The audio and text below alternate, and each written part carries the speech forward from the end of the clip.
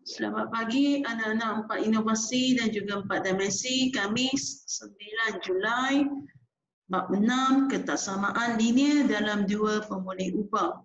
Kita masuk pada subtopik rantau yang memuaskan suatu ketaksamaan linear.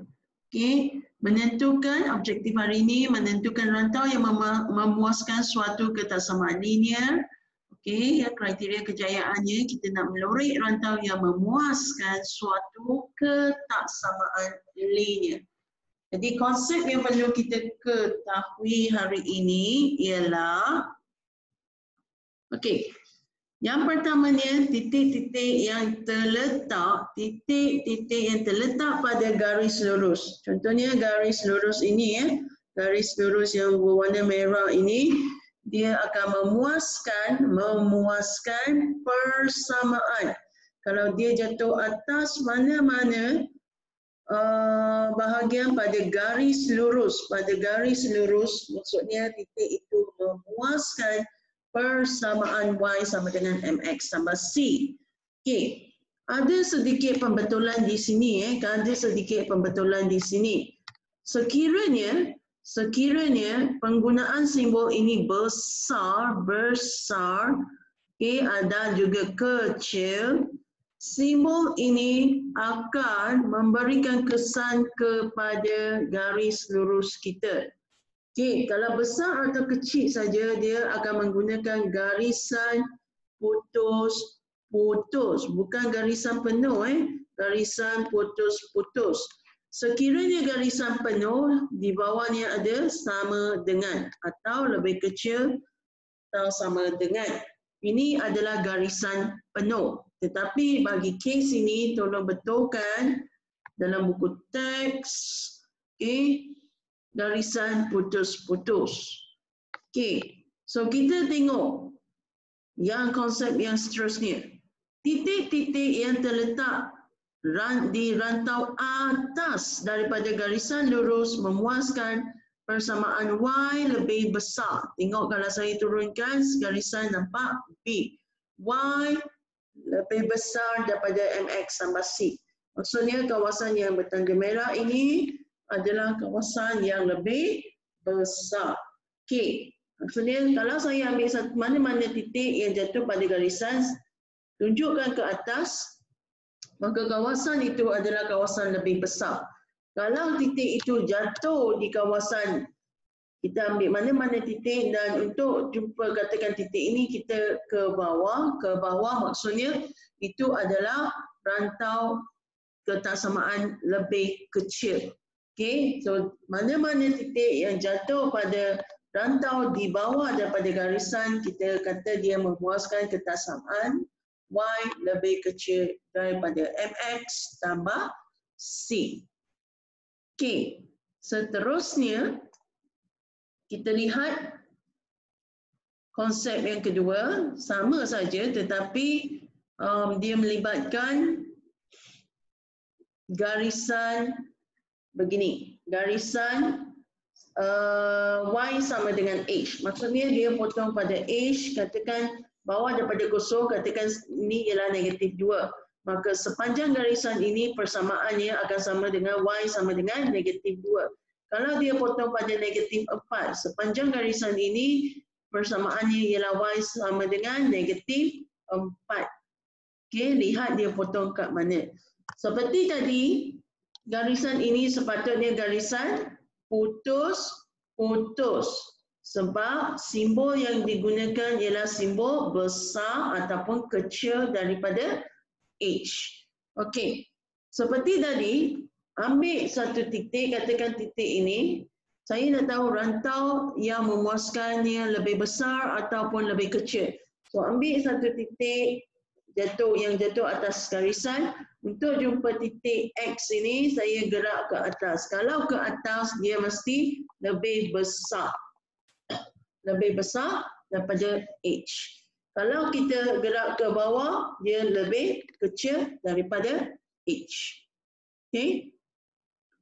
Begitu juga dengan ini sama ini sama.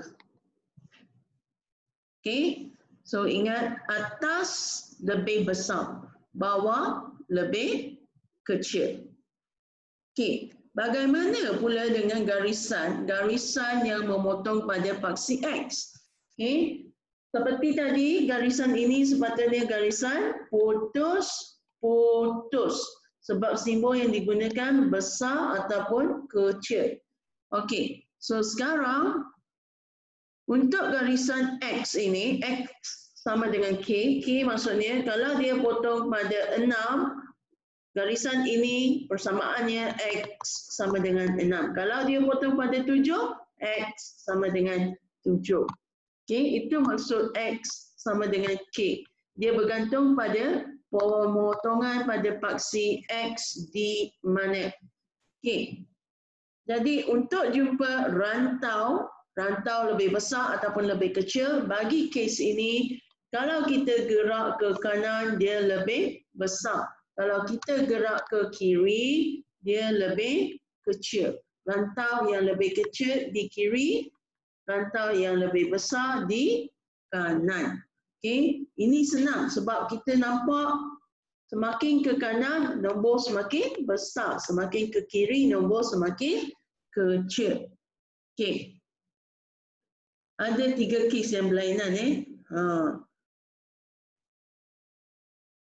Okay.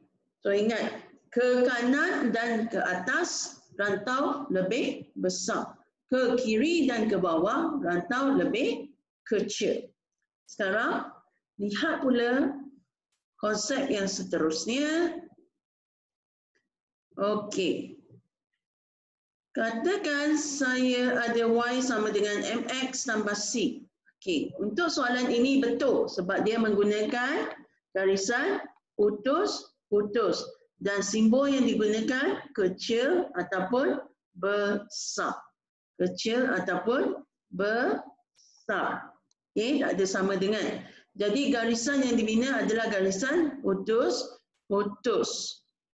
Okey, so di atas, mana-mana titik yang jatuh atas daripada garisan, okay, mana-mana titik yang jatuh atas daripada garisan, ini ialah rantau Y lebih besar daripada MX tambah C. Okay, so kalau mana-mana titik yang jatuh di bawah garisan, dia adalah lebih kecil daripada MX tambah C. Rantau tidak termasuk titik-titik yang terletak pada Y sama dengan MX tambah C. Sebab ini ialah garisan putus-putus. Okay? Dan dia tidak ada simbol lebih besar atau sama dengan ataupun lebih kecil sama dengan. Okay? So kita tengok yang seterusnya. Baiklah, ini pula ialah garisan padu. Garisan padu maksudnya garisan penuh. Apabila melibatkan garisan penuh seperti ini, simbol yang digunakan ialah simbol lebih besar atau sama dengan dan simbol lebih kecil atau sama dengan. Jadi garisan yang dibina adalah garisan penuh. Jadi kawasan yang berada di atas daripada garisan ini ialah kawasan lebih besar daripada Y sama dengan MX. Daripada Y, dia akan lebih besar. Maksudnya Y lebih besar daripada MX tambah C. Okey, mana-mana titik yang jatuh di bawah daripada garisan tersebut akan memuaskan ketaksamaan Y lebih kecil atau sama dengan MX tambah C.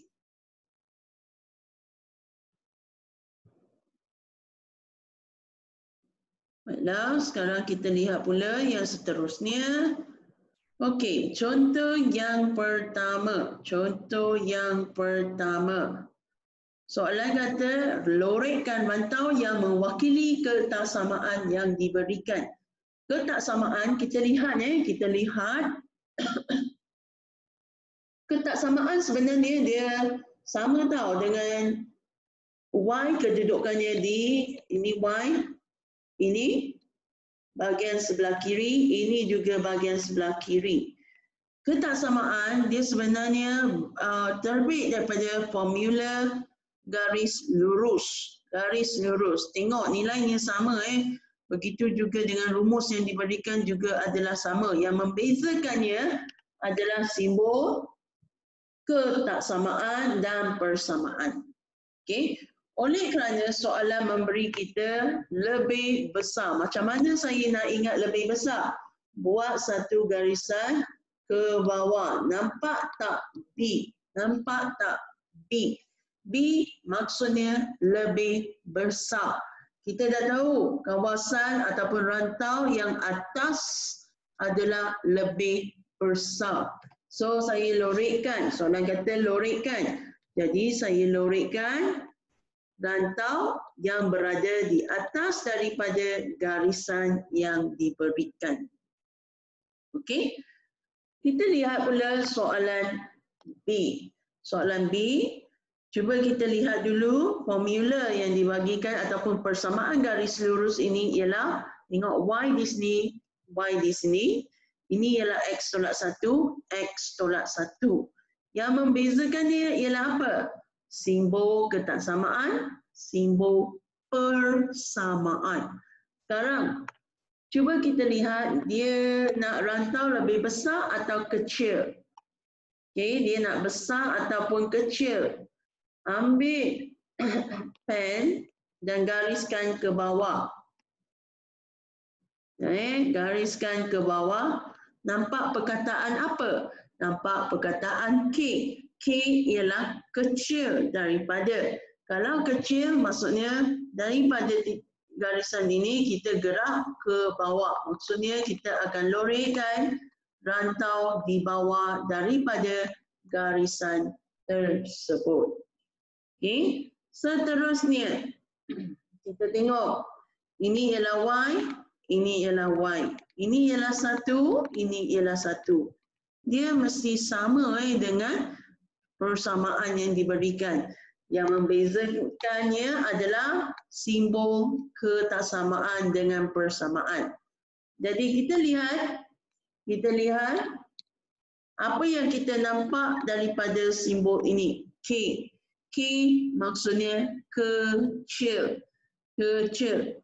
Okey. Ambil satu titik yang jatuh atas garisan, kecil mesti ke bawah. Maksudnya saya akan melorikkan kawasan ataupun rantau di bawah daripada garisan persamaan yang diberikan, iaitu Y sama dengan 1. Okey. Jadi itu adalah contoh-contoh bagaimana kita melorik rantau ketaksamaan. Jadi ada lagi contoh Ada lagi contoh. Kita tengok contoh yang seterusnya. Okey, kita buat dengan cepat contoh ni. Nampak tak simbol besar? Nampak tak simbol besar? Ambil satu titik yang jatuh pada garisan. Besar kita nak lorik bahagian atas daripada garisan. Bahagian atas daripada garisan. Okey. Seterusnya, kita tengok soalan E. Nampak tak perkataan besar? Besar. Okey, B, E nampak perkataan besar. Ambil satu titik yang jatuh pada garisan. Okey. Untuk kes ini, kita hanya boleh bergerak ke kanan ataupun ke kiri. Saya nak gerak ke kanan ke kiri kalau besar. Nombor yang semakin ke kanan adalah nombor yang lebih besar, semakin besar. Jadi saya lorik ke kanan. Dalam graf kita tengok negatif 2, 0, 2, 4, 5, 6, 7 dan seterusnya. Nombor semakin ke kanan, semakin besar. Jadi kita lorik kawasan ke kanan daripada garis yang diberikan.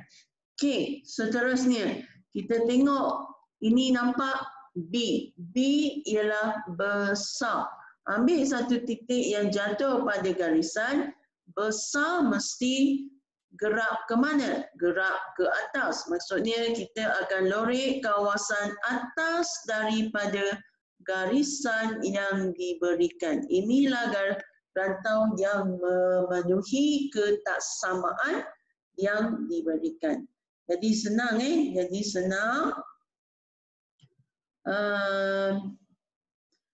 Latihan melorik ni senang. Okey. Jadi kerja untuk hari ini muka surat 164. Buat praktiskan diri 6.1C, soalan nombor 1 buat semua. Okey, salin graf yang diberikan. Boleh gunakan kotak-kotak dalam buku latihan ataupun tak perlulah kertas graf ataupun guna lakaran dalam kertas kajang, boleh cikgu terima. Asalkan kalau nampak jarak negatif 3 ini, dia mesti tengok kalau 3 ni ialah 3 kotak, 2 ialah 2 kotak. Dia mesti mempunyai skala yang tepat. Okey. Jadi soalannya seperti contoh tadi, lorikkan ratau yang memenuhi ketersamaan yang diberikan. Tak ada jalan kerja, kita hanya melorik. Kalau nampak ini K kecil. So, ambil satu titik yang jatuh pada garisan, kecil ada di bawah. Okay? Maksudnya, kita akan lorikkan kawasan yang berada di bawah daripada garisan yang diberikan. Jadi, lengkapkan semua latihan yang diberikan. Ada 6 saja soalan yang mudah-mudah saja.